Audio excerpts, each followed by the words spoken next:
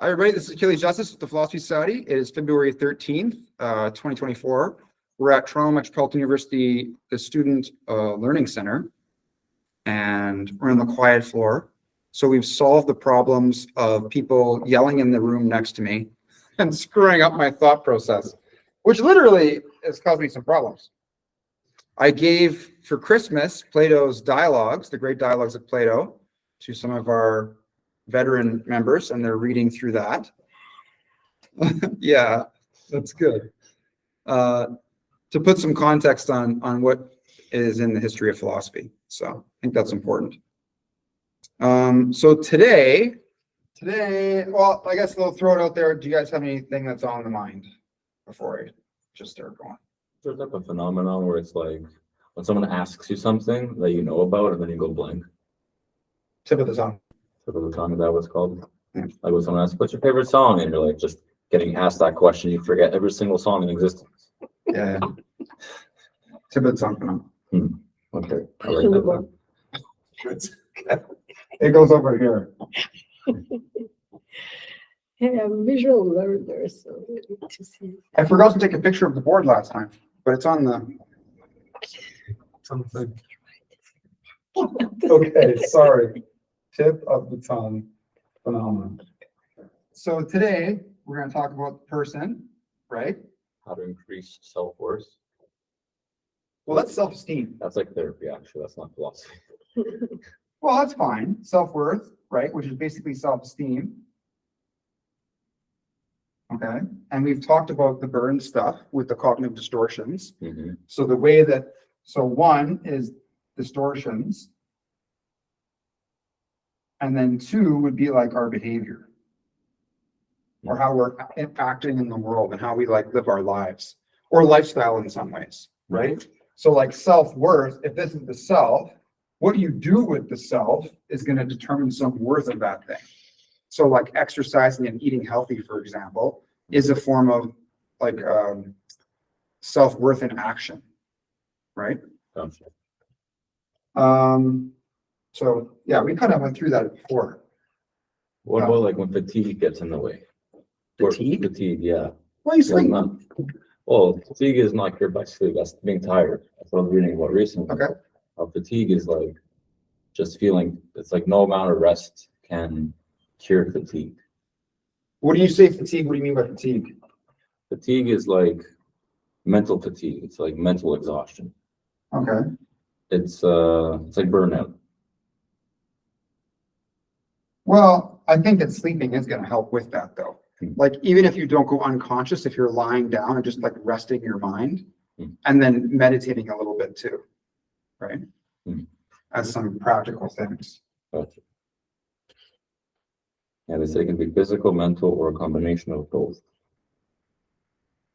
Yeah, and then certain other activities like doing things that your brain is not focused on. So like, for example, I'm reading this neuroscience text and I'll read and I can't read anymore, like you've experienced. And then what I do is I take a break and do a different activity.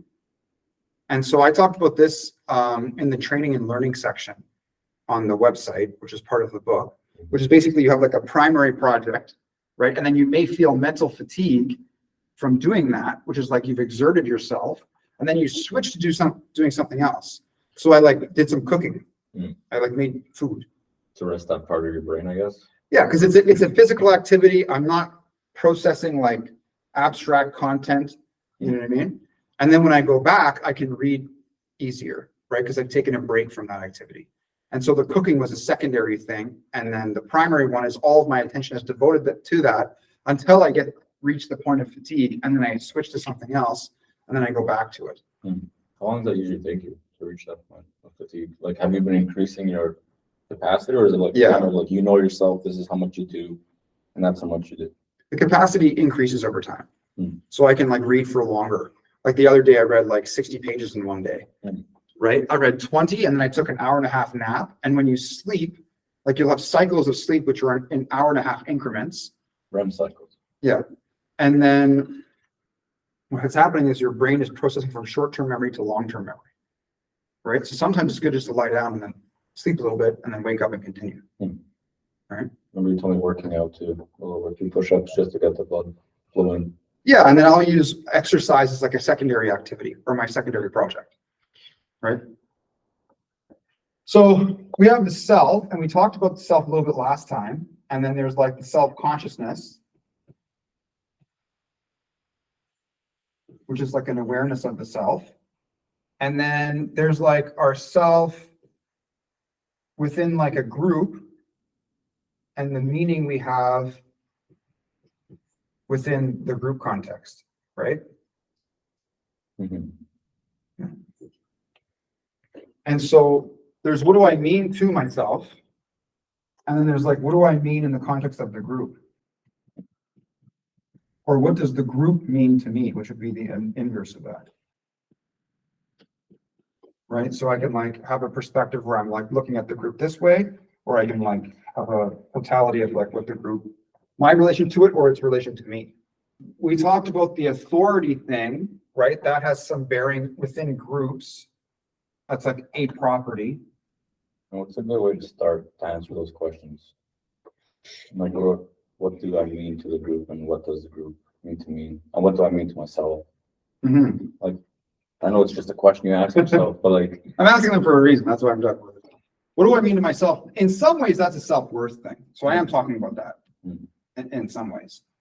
But it kind of has to do with like the meaning of life, really. Like, why do you exist? Like, what are you doing here? What is your purpose? too many existential crises. Yeah, which is fine, you know? And so, because depending on what, like, what is the I? The self, like the self we can kind of understand as the being through time, like the person that other people refer to, and your memories, your autobiographical self, right? Your self-concept, all of the ideas you have about what you are, right? But what is the I? Because the question is, what do I mean to myself?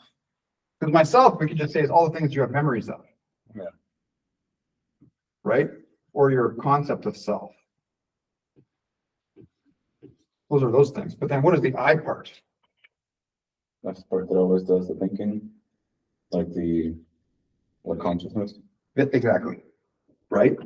So the consciousness part, and so we would say, well, what is that?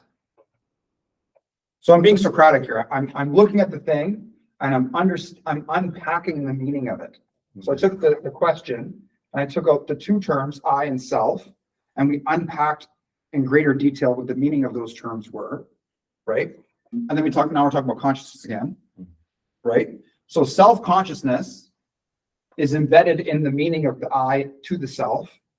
And then we just understand consciousness as because me being aware of myself, that's self-consciousness. But then what's just consciousness, you know? Or what sorry. Oh, thank you. So like I have to leave room for that, for the thinking. Like consciousness in itself. Like It's awareness, I believe. Like once you're aware of something, it's your consciousness that's aware of it. Like when you're being conscious of yourself, being aware of yourself, conscious of Achilles. Aware of it. Yeah.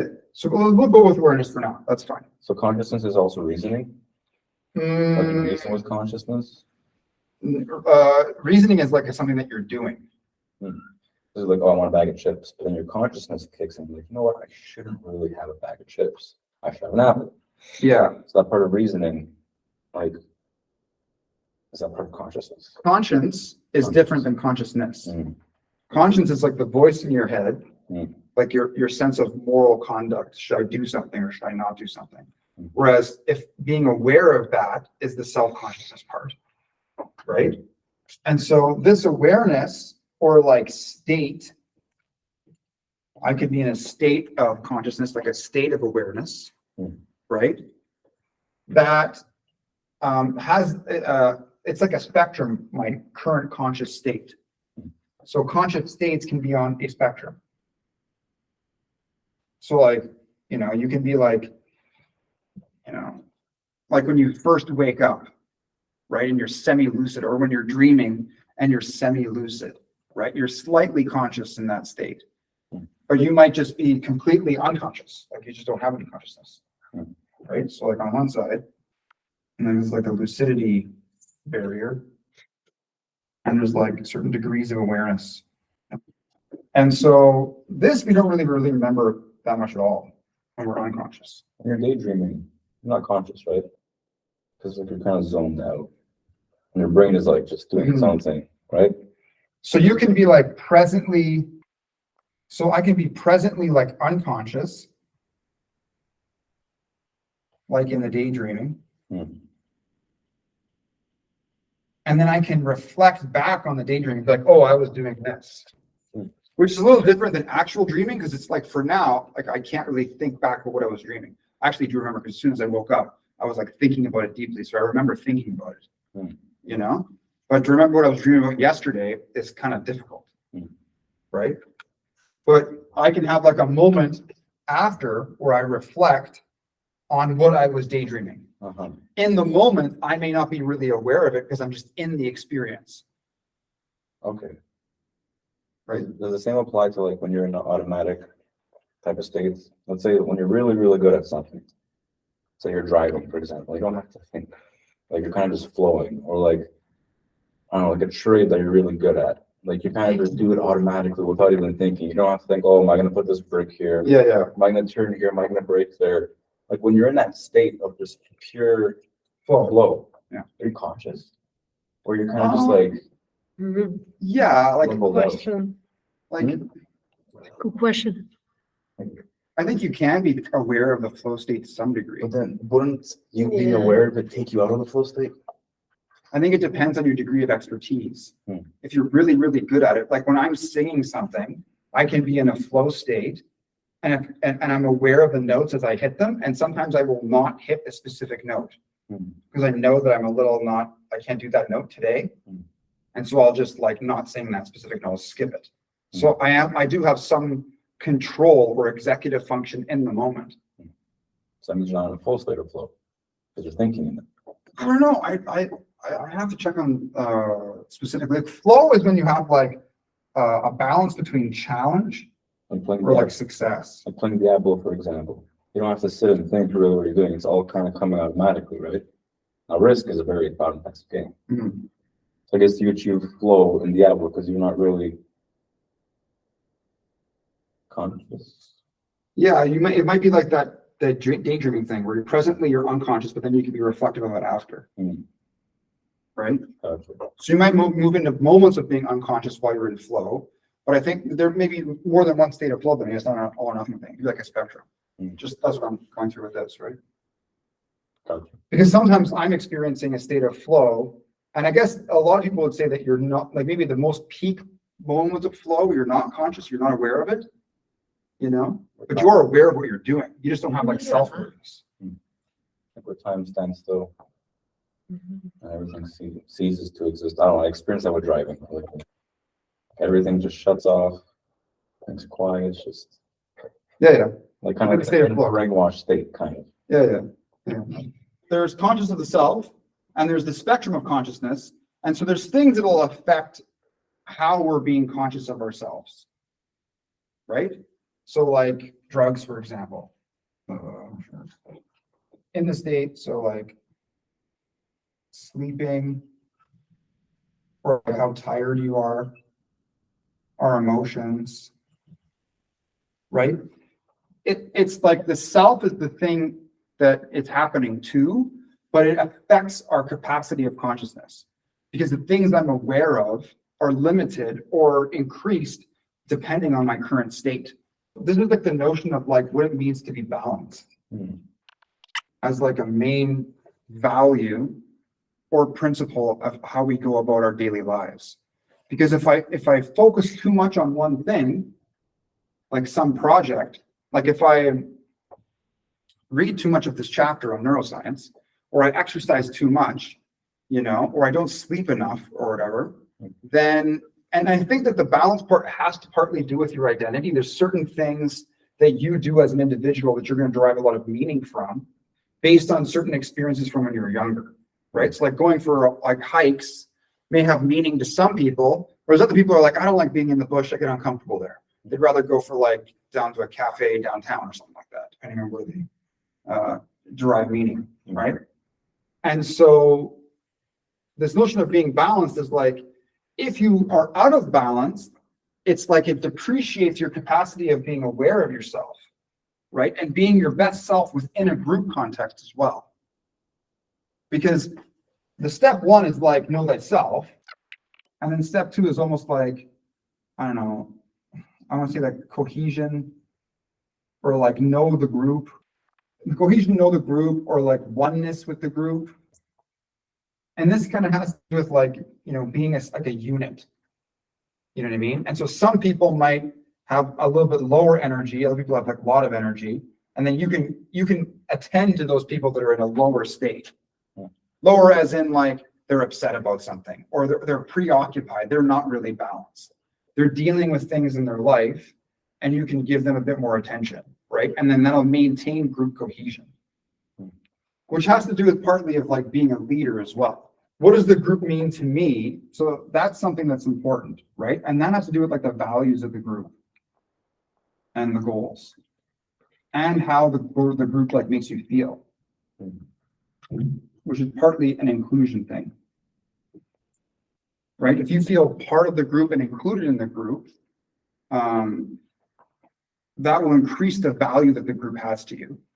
But if you're like an outcast and people don't really listen to you and they don't really like give credit to your feelings and whatnot, then you're not really going to feel part of the group, right? So respect, basically. You can use the word respect. Yeah, another one. Recognition. Okay. Inclusion. Yeah, I think recognition will go here. And so what do I mean to the group? That is the value that you bring to the group. So there's certain, we could do like a token or a transactional analysis of this. At the very least, you can always refer back to transactional, right? So you can bring positive emotions to the group. You can share empathy with others within the group, right? You could bring money if you wanted to. Yeah? As an example. You can plan stuff. You can drive people around, right? That's like a transactional thing. Like what are some specific things? Or you could like host people at your house, for example, have like dinner, right? And so those are some properties. What do I mean to the group, right? And then there's going to be like you as an individual, because in some ways, like the positive emotions and the empathy, those two things are slightly individualistic, but the money, that anyone can really kind of do that. Driving people, you can hire someone for that. Hosting people, you can go like to a specific location for that, but you didn't have meaning at someone's house, and that location itself is like in one of the places I lived, I created a very tight-knit community with people there, and we would like paint murals on the walls and like all this stuff, and it became a very like meaningful environment, like that place in itself. It was almost spiritual in some ways because of all of the experiences that we shared in that specific location. It was cool. Was it the nostalgia then? Nostalgia is like looking back. That's part of it.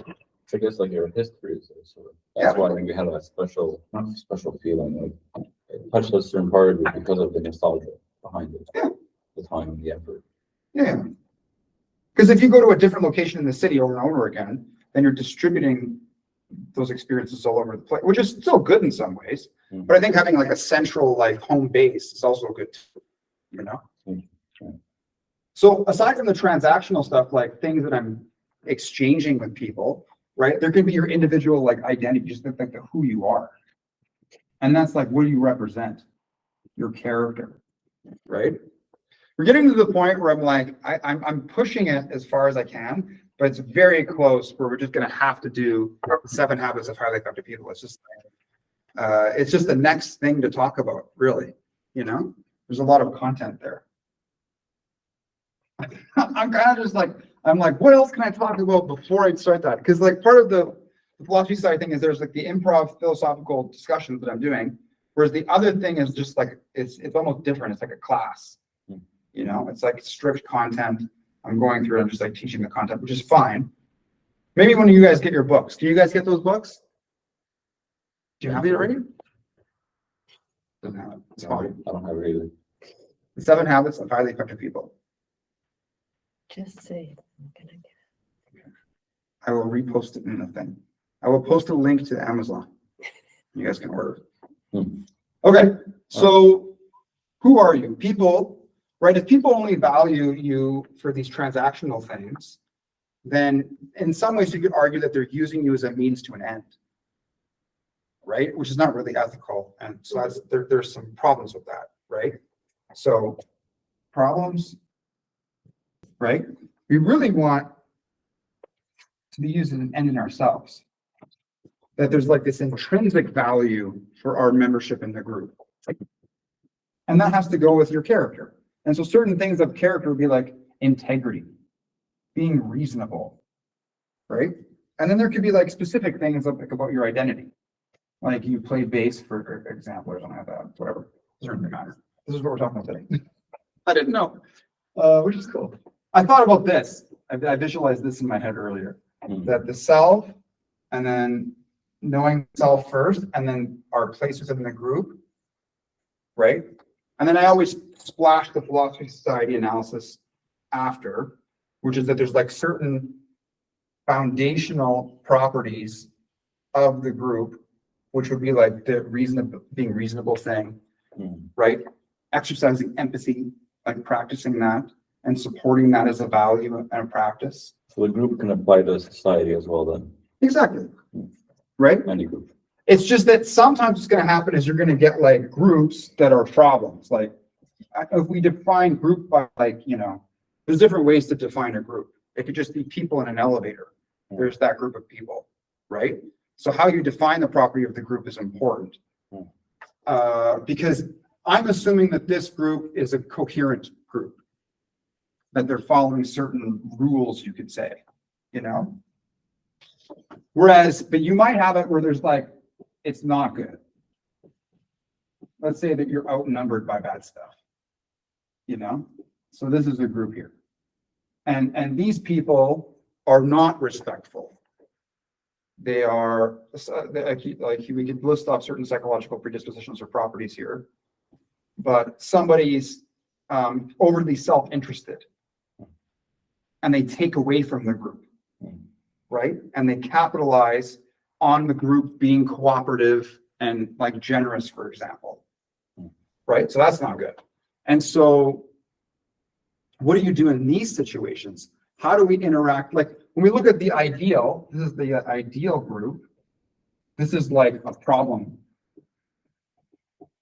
group. And so what do we do here, right? And I'm assuming there's 3 agents. So one thing that I've done in the past is I've identified, I just call it agent, right?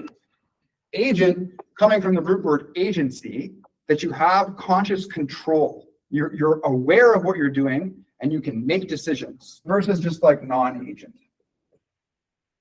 It doesn't really have to be anything. So is agent the X's or the O's? Or they're the O's. X isn't bad. Conscious control. It's one of the things of someone who is an agent. When you're a member of the Philosophy Society, it's like you're an agent. You're an agent of the Philosophy Society. And you go out into the world and you're supposed to be bringing goodness to the world, right? With the mind. In whatever way you can, right? Non-agents could just be people that they're just not aware. So they could be ignorant. Whether to back the sword to people. Yeah, they can be non-empathetic. Is non-empathetic as bad as sympathetic? Sympathy is like pity or sorrow. Pity, yeah. It's like feeling bad for someone. Whereas empathy is like you can feel the emotions of somebody else. That's emotional empathy. Or there's cognitive intellectual empathy, which is I get to see the perspective. By placing yourself in their shoes without actually being there. Yeah, you don't have to experience the emotions for cognitive empathy. So it's important to check your terms. If you're unclear, just look it up. Right? That way you reduce your ignorance in yourself. So there's a spectrum of agency here, right? And there's degrees. Like I put levels of agency, where like the top level is where you're demonstrating and you can teach other people how to have agency in these ways, right? Which is a very meta form of awareness of social phenomena and how to interact within it, right? When we observe problems.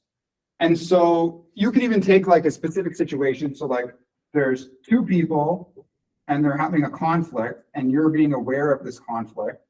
right? And, you know, one person is like upset, they're angry, and then the other person is not being empathetic, right? And the anger is directed towards the behavior of the one person. So like X1 and X2. And so you, as the agent, you're aware of what's going on, you can see what's happening, you're not involved per se. And so what is your moral obligation or duty there, right? Sometimes it might be not intervening at all, to let the people experience what's going on and then communicate it after with them. Because in the moment, they may just direct their anger towards you or delegitimize any perceived authority that you think you may have. Right? So this is where like the time and place thing as a principle is important. Like when do I interject with these individuals? Right? So the person that's upset, it may be useful if you have the skill to de-escalate their emotional outburst. So you say, and we talked about this before. What do you guys remember? How do we deal with negative emotions? Like when someone's angry, what do we say? First is empathy. Yes. This is the way, there's a disarming technique from Burns, right? So we can go through that. And then the way that I communicate it is discussing the object of emotion. What is the thing that you're upset about? So I can understand anger as a form of communication. Person's using anger to express that they're upset about this thing. There's a rock here. Ah! What are you upset about? The rock. Oh, okay. I get it now. It's the rock, right? Why are you upset about the rock? Because you backed your car up and you fucking hit the rock and now your car's dented. The rock shouldn't have been there, right? So time and place. So maybe it is the time and place to, if you're able to be successful, to de-escalate the person's anger, right? The second thing would be the person that doesn't have empathy, right? They may say, I didn't intend for what happened, therefore I'm not responsible for it. So I'm not going to apologize. Because I didn't mean for that to be the case. I was just moving the bucket, the rock fell over, I didn't see it. Right? And so it's not my fault. Because I didn't mean for that to happen. I didn't like throw the rock at your car. Right? Even though I was the one, or that person was the one who was the variable that affected the other thing. So if they didn't move the bin, then the rock wouldn't have moved, right? So even though you don't intend stuff, you may still be responsible for it, right? And the apology would just be accepting responsibility for that which I could have prevented if I was more aware. The no empathy thing, that can be challenging, right? Because some people may lack the cognitive capacity for empathy. So when we talk about an agent, there's the agency of oneself, and then there's like the agency of the group. And that's like a master agent. And that's what you really want from the Philosophy Society, right? Like when we talk about the wisdom of the group, it's almost like, because one thing that I've, like philosophers, they go through like phases. There's like the early Wittgenstein and the late Wittgenstein, right? The Tractatus and the Philosophical Investigations. And many philosophers have this early and late thinking pattern, the way that they thought about things. And sometimes they will disagree with what they initially thought. They're like, oh, I think I was wrong. And so sometimes I'm like, I don't want to have this transition, but I get to the point where I'm like, maybe I have to give up on certain things because it just doesn't look like it's going to work. And so one philosophical trajectory I've had was I'm trying to create like a cohesive society where everybody learns to do these things and everybody's good. So like an idealized version. Everyone can become good. We can socialize people that suffer from narcissism and psychopathology, right? Psychopaths to be good people. But it might be the case that you can't. Maybe you can't do that. Psychologists, a lot of them would disagree with me. They say you can't. The Achilles, we've been working with these people for 30 years. It doesn't fucking work. What do you think? We're not trying to do this? Right? What are you doing that's so different that you have this magical thing? Show us then if you know what you're talking about. So if it is the case, so this would be like the late Achilles justice, like what he thought when he was in the end, would be that if it's the case that you can't change these people right? So like, let's say this one's like addiction. This one's a psychopath. This one is a narcissist. This one has a developmental disorder. This one is brain damage. Right? All different. Okay? I picked those things because those are the things that may not change. This is not going to fucking change. Right? But what on this chart can change? The serenity principle is in here. I don't like to use the word prayer, but serenity prayer philosophy is in here a little bit. What is the thing that can change of those 8 variables? The person leaving. The agents. Yeah. These people. They have a capacity for self-awareness and learning. So maybe it's unrealistic to say that you can change the whole world, but maybe you can change these 3 people. And all it takes is one. Maybe it just takes one master agent to rectify an entire group. What skills would it be? Right? Like, what economy of a transaction or relationships is necessary to create a functional group? You know, when you're dealing with serious issues, you know, and some things we can talk about is like the prisoner's dilemma. The one Sagar brought up. You did not think of it. Prisoner's dilemma is like a game theory. I swear he brought that up one night at the house. Yeah, he thought. I posted a game in the philosophy study group chat. I don't know if you guys checked it out. It was about the prisoner's dilemma, where you can either play fair or you can cheat, right? And some people in our interactions with each other, they may be cheating, quote unquote. They may not playing fair in their relationships, in their self-awareness or their relationships with others, simply because of their lack of cognitive capacity, right? Whether it's their personality, something's going on with their brain, you know? And so that is why it's so important for the people that can learn to learn. So can you teach someone empathy? Well, Or do you have to allow them to live through life and go through some shit in order for them to be empathetic in the future? what does it mean to teach empathy? Right? I need some advice. I have I'm trying to teach some people. I have a lesson plan on the website called Basic Empathy, Lesson Plan for Basic Empathy. And what I'm trying to do in that lesson plan is show perspective, that there's different perspectives we can have of each other, right? Or of the world, right? So you can have like an object that has different shapes on different sides. And so I could say from my perspective, like a cone, right? You know what a cone looks like, right? It's like this. So from this perspective, it looks like a circle. From this perspective, it looks like a triangle, right? If you rotate it, so you could have it and say, what do you see from your side? The person says circle. What do you see from your side? The person says triangle. Then you could say, what do you think they see? And say, well, they see a circle too. Like, is that? And then you ask them, what do you see? I see a triangle. And then you start fighting. No, it's a circle. No, it's a triangle. Right? Let them fight for a little while. Right? Like fight it out until you're like tired.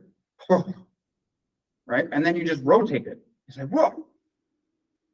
So this is where Stephen Covey's book is very good, because he talks about this in the very beginning of the book. And he talks about a paradigm shift. Right? So there's this image of like, it's a dual image. It's a young lady and an old woman in the same picture. Have you guys seen this before? Okay. So this is a reason to get the book. It's on page like 40 or something like that. 7 habits of highly successful people. Yes, highly effective people. Highly effective.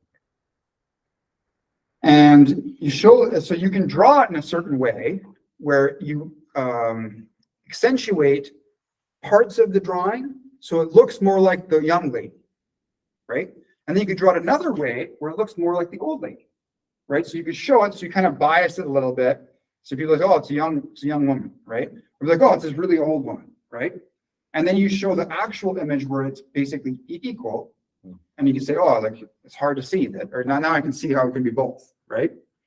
And so when you shift from viewing it from one perspective to seeing multiple perspectives, he talks about a paradigm shift in a sense. Right? Paradigm shift comes from Thomas Kuhn, The Structure of Scientific Revolutions, where we have a new view of phenomena in reality. Right? We go from a different perspective scientifically, generally because the old scientists just died. So Thomas Kuhn. Yeah. The book is on the science shelf in the library. In the library at the house. Hmm. No, it's in the philosophy shelf, under the philosophy of science section. So when you talk about teaching empathy, we could talk about that, right? But emotional empathy is something that may not be able to be taught in the same way. Now, one way you could try to do it is you can mirror the facial expressions of the other person, right? So if someone's really happy, you can make the same face as them, and then you may be able to have a better sense of what they're experiencing. I do that sometimes. When I'm trying to understand, like when I'm interacting with people and someone gives me a weird face, when no one's looking at home, I'll be like, who are they experiencing? Like, wow, that's weird. That's what they were experiencing? That's weird. Why were they experiencing that? You know, why were they interpreting the situation in that way? Right? Sometimes, like you said earlier, more experience may be necessary to have empathy for somebody. Like life experience? Yeah. I think there's a difference between knowing what someone's going through and understanding what they're going through. And empathy is more in line with understanding. You don't necessarily have to experience it yourself, right? Like you could have someone who is like dying of a terminal illness and you could be by the hospital bed. You don't need to be dying yourself to understand that they're suffering, right? You can have empathy for them by being with them and being beside them, and you can feel their pain in some ways. Now, some people, i.e. like psychopaths, may not feel pain in that way. Is it lack of care in the psychopaths, or is it just their That's the lack narcissist. of? The narcissist just doesn't want to make that switch, whereas the psychopath's brain is actually different from birth, right? The narcissist, it's a choice of his not to care. Is it a In fact, choice he would want though? to care. Well, Like some type of conditioning. what I mean, like you could be colorblind, or you can just keep your eyes closed, right? The psychopath is akin to being colorblind, whereas the narcissist is keeping their eyes closed. But they got so good at keeping their eyes closed, they don't even really know how to open their eyes anymore. Mm-hmm. So with narcissists, it's possible, with psychopaths, not. Yeah, that's what the evidence says, Mm. at least for brain imaging studies. So, yeah, this is good. I didn't know we were going to get here, but I'm happy we're here.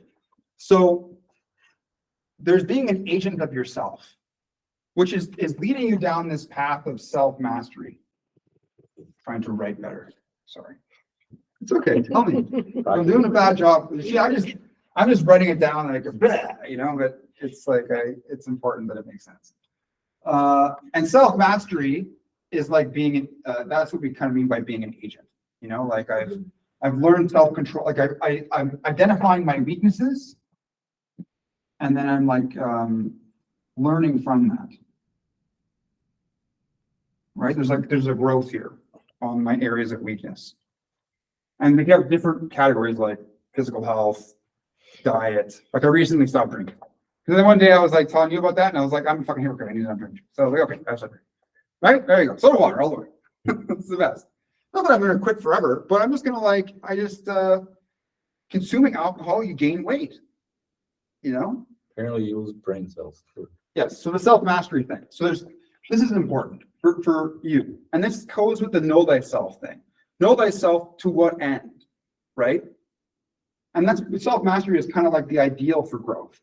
You know what I mean? Now the agent part, this is more of like an institutional kind of understanding. It's like being the Jedi, right? And you may be on a planet with being Sith is like being explicitly Machiavellian. You know, like a narcissist, they might get in a bad mood where they're a little Machiavellian, whereas there's just like some people are really just out to take advantage of everybody. and they laugh at you when they do. They're like, ah, sucker, I got that guy, or whatever, right? So those people, you know, you can almost never be friends with them. Maybe like it's the scorpion and the frog, right? That's the scorpion. And as beautiful as the greenness of your frog skin is, it doesn't matter. The scorpion's going to sting you, right? You can be the best frog out there. That's great. But you need to see the scorpion for what the scorpion is, right? The agent is someone that commits themselves. This is what we want of all members of the Philosophy Society. To be a member of the Philosophy Society means to accept this moral duty of agency. And really it's just accepting my potential and capacity as a human being. Philosophy Society is just like it's like you have a thing, you know. Philosophy Society is just like doing an outline around it. It's like the cell wall. There's all this stuff. You can't just have it with nothing in there. There has to be something in there, right? There's no such thing as agency without a consciousness, right? There's no agent without the character of the person who's making the effort, right? Like there's good cops and bad cops. The good cop was a good person before they became a police officer. The uniform didn't make them into a good person, right? So that's what this really is. And I think that as a thing is actually an important property. It's important for people to have that because there's you as the person, right? And then there's like the institution. And the institution may recognize you as something, right? Like being a professor. People tell me, Achilles, you should be a professor. It's like, okay, I guess so. You know, you should. What does that mean? Does it mean that the institution recognizes me as this thing? Sure, if they want to, right? That just means that I'm hired by some university. So you just apply to all the universities, and then one of them hires you, and then you move there, right? Once you get your PhD. Okay, you can do that. But you need to be like competent. Just because you have a PhD doesn't mean it just means that you did a dissertation on a specific subject, right? This trajectory of me communicating all of this stuff, like most professors have a lesson plan and go through that lesson plan. They teach their students to do that.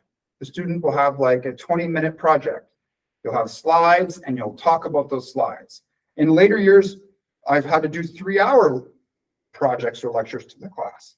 I do a bunch of slides and I go through the slides. It's kind of boring, right? This is different. There are no slides here, right?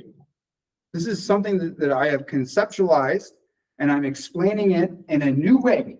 I started here and I'm getting my way to, we got to the agent component. The chapter's already written on the thing. It's a moon, the agent. And the agent is part of the institution itself, right? And that is something to be said that like you can talk about it being a profession or like a regulated body, you know? But it's not really like, what does it mean to say that? It's different. It's different in a little bit, you know, because it has to do with you as a person. And I guess you could like violate codes of conduct and there could be a committee that would be like, you lose your agency within the Philosophy Society or whatever you want to talk about, you know? I can conceptualize that. That's not really where I'm going with it though. That's not what it's meant for. Because professional regulation for like an accountant, right? What's that for? Well, it's to make sure that they don't like go around frauding taxes everywhere and scamming people of their money, right? If the accountant's got your money and it's like, okay, I'll do your money for you. And then they take a little bit and you didn't even know, right? And so they have a professional regulation to make sure you don't do that. Don't be fucking stealing my money, you know? Fuck you, that kind of attitude, whatever it is. Or like a doctor, right? The doctor, like the Hippocratic Oath, thou shalt not cause harm. It's like while the doctor's doing brain surgery, like if they get the urge to just like, what happens if I just cut right here like this, right? Like, don't do that, right? Yeah, that's a real thing. There's intrusive thoughts all the time, but it's being able to say no to the intrusive thoughts. There was this one person that like this physician that like carved his initials into this woman's abdomen in the middle of surgery. And then like, The whole so she was scarred for she's scarred now because he did it, you know? And so it's like that's clearly wrong. Right? And he lost his license and got like charged and stuff like that. But so those are like retroactive, like penalizing. It's there as a governing body to prevent people, right, from doing these things. Because if you lose your license, now you lose your job. It's a way to regulate people, right? Whereas, like you could say that's part of it, but that's not the purpose of the agent. The agent is like a vow. It's like saying, so do you guys know? Okay, so here, we're gonna go into the. I used to watch this thing called Dr. or Mr. Dress Up when I was like very young, and he has this thing called the Tinkle Trunk, which was this thing we had all these costumes, and then I guess I was so young I forget it, but it's like we're gonna go into the philosophy trunk and pull out this dusty old philosophical text. So it's something called the Bodhisattva's vow. Bodhisattvas. Yeah. Bodhisattvas. Bodhisattva. Well, I don't want to go into the history of that right now because I don't have slides, so I can't. No worries. I'm just giving you what I got. If I had the slides ready, I would be a great professor, but I'm The philosopher. I'm more of a Han Solo in these contexts here. So the Bodhisattva vow is that they will not go to nirvana or heaven, right? And they force themselves to stay on earth until they alleviate the suffering of all sentient beings. That's the vow. At the expense of their own. You could say yes. Mm-hmm.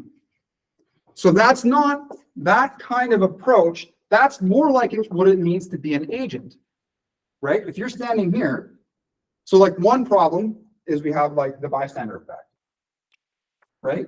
As there's a whole bunch of people and there's like some crisis, the more people that are around the crisis, the less likely any one person will do something, like call 911 or pull somebody out of a burning car, right? So that's the thing. So if you're an agent, that means that if you are witnessing a crisis, you have a duty to yourself and to everybody else to do that, to do something about it, to call the police, right? Or whatever it is. So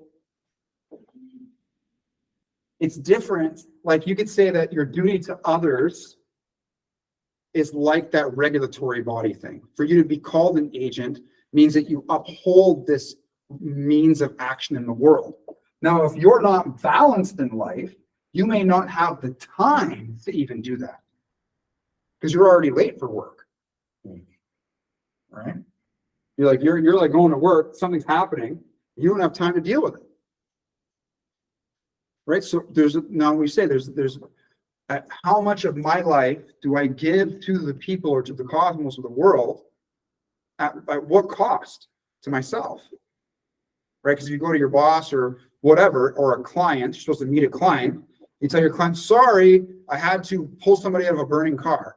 Maybe most people will be like, wow, are you serious? Like, that's crazy, you know? Like, when I first came to Toronto, many years, I would spend a lot of time with, like, you know, not a lot of time, but I would spend some time with homeless people and different situations and stuff like that, just trying to understand them and be one with them for at least a moment, you know?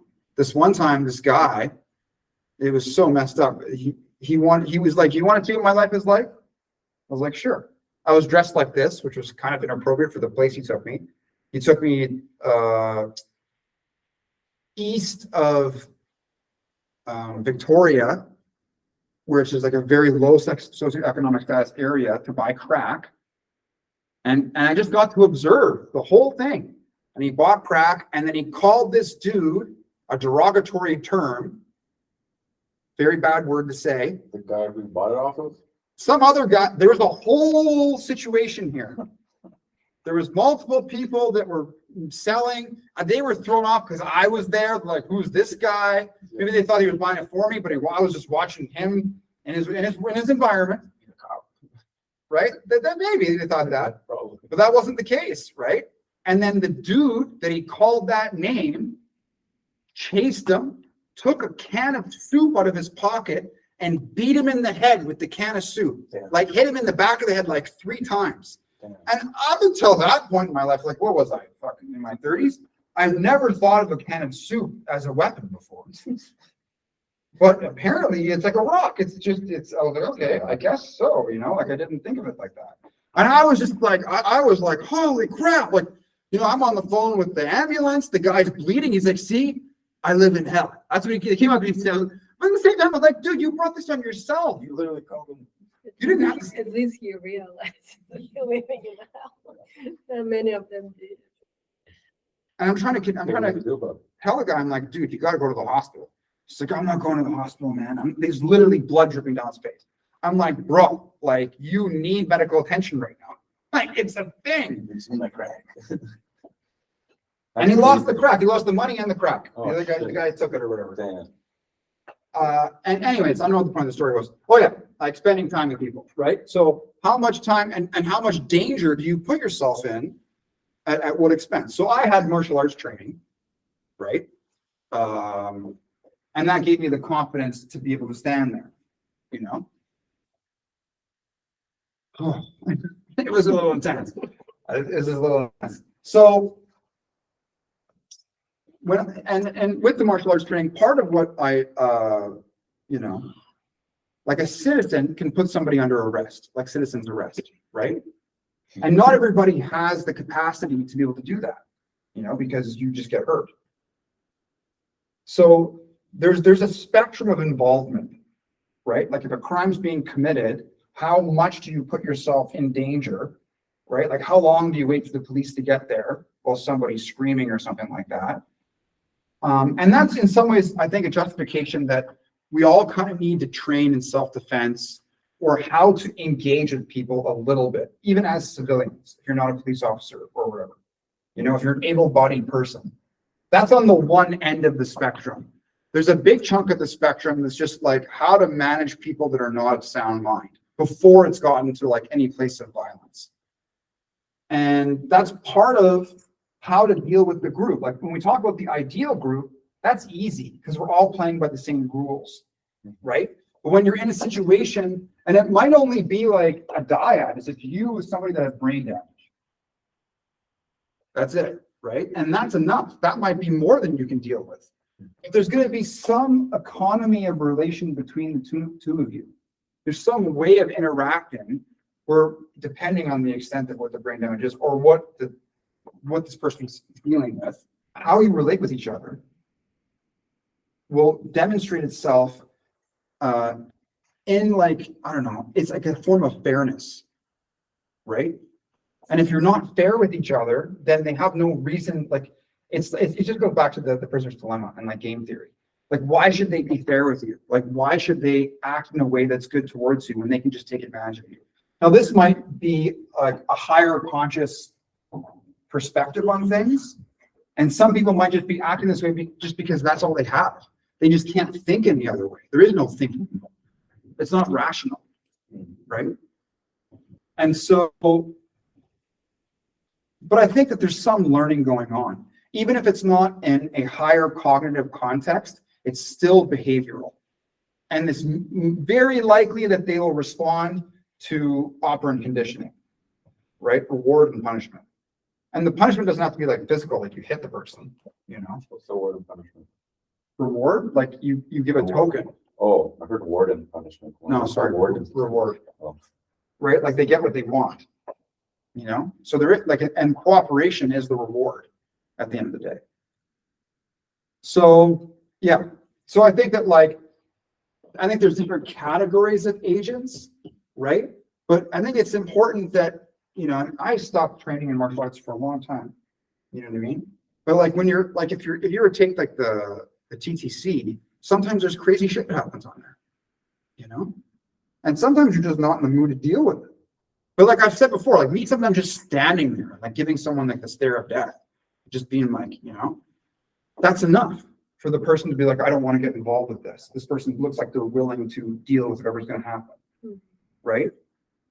But you really need to be training at least once a week. And I haven't been training for a long time, And it's like, I would say it's survival of the fittest, basically.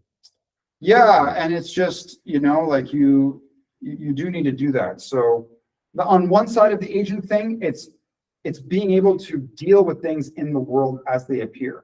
And sometimes violent things may happen. And so what are we going to do as a society? Rely on the police to deal with everything? Well, there's just not enough resources out there, right? And they may not be able to be there on time. And maybe there's a non-invasive way for you to interject, right? That's better, And so I think it's, again, speaking in generalities, I think we need to have specific cases in context and look at stats and say what's going on here.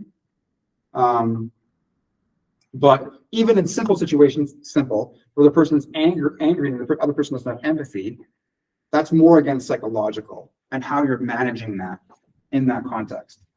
So all of the skills that we would be learning in the philosophy society are things that would make you an agent, excluding the self-defense stuff. That's like one department. There's certain people that will be more inclined to do that, right? Not everyone's going to want to do that, which is, I understand, I think it's more of a younger person's thing. Now that I'm getting older, I'm like, I just don't care anymore. For what? Like martial arts training or self-defense training. Useful, I believe. Yeah. Mental, physical. Never know, not gonna work if the world goes to shit. Sure. You're gonna want to learn to use guns, like probably first. That's true, it's most things. I'm just saying, like, Like for death. right? There's like a war, And so, yeah, the agent thing is important. That goes back to the institutional kind of discussion and like, like there's the learning to reason and stuff like that, but then there's like interacting in the world and how we deal with people relative to this, whatever their predisposition is. You know what I mean? And even if like the best situation, if you have to deal with these kind of people, is if they're outnumbered. In the sense that then you can maybe engage in some sort of socialization context. There's only one of them, so they'll always be outvoted, right? And the thing is if they can go over here to other people that think like them, and they'll just be accepted for their bad beliefs or bad behavior, then they'll just leave this group. They're not going to put up with your shit, right? So that's where I just say, well, the reasoning before was we just want to teach everybody in society to be like this. But not everyone's going to do it. So everyone that has the capacity, those are the people that got to learn, right? And this is like a practical, it's like an engineering problem. There's like the physics issue, but then there's like the engineering issue. This is more like a social work issue. Like how do we create this kind of an institution and train people, and how do they integrate with people that have these other predispositions, right? And yeah, therapeutic communities are a great example of successful situations where they have like token economies. And I talked about it in the mental health talk. When we first started recording, the first recording from last year was that presentation on mental health. Reminds me of the dementia village, where in Europe, like a lot of places around the world, they have like this little simulation, if you want to put it, of like this little village. Bunch of personal support workers are dressed as regular people, and these people with dementia get to walk around and just basically get lost in like a normal type of setting that's like fully enclosed on the outside borders. It's a safe place, and that's what it reminded me of when you mentioned, how'd you call it? Therapeutic community. Therapeutic community. So like a similar concept of like. Yeah, so like it started out with like substance abuse. People that are like recovering from like opiates or methamphetamines or something like that, and they go to a farm, and as they're going through the recovery process, right, they like work on the farm together, and they have like certain rules in the communities, like open feedback, for example, and like criticizing each other, and like having discussions and stuff like that, which is very analogous to the kind of skills that I'm trying to teach here, right? Like a lot of positive affirmations, I believe, too, between members. Yeah, like being supportive with each other, You know, like that's part of it. It's a healing context, you know, that's like trying to shift it towards the ideal state. Right? So what did we talk about today? Talked about, Self-mastery yeah, and an age. yeah, self-mastery and institutional agency. That is today's title. Split it too. Yeah, I like that. Okay. Connection, they feel like a dictionary. We open up a random word. Yeah. This is our word of reference, and we start off from one word and see where it leads us. That's what you want me to do? I don't know. It just came to mind. Okay. Make it work. I don't know, man. You're really like, you think I'm that good, eh? Yeah. Okay. We are.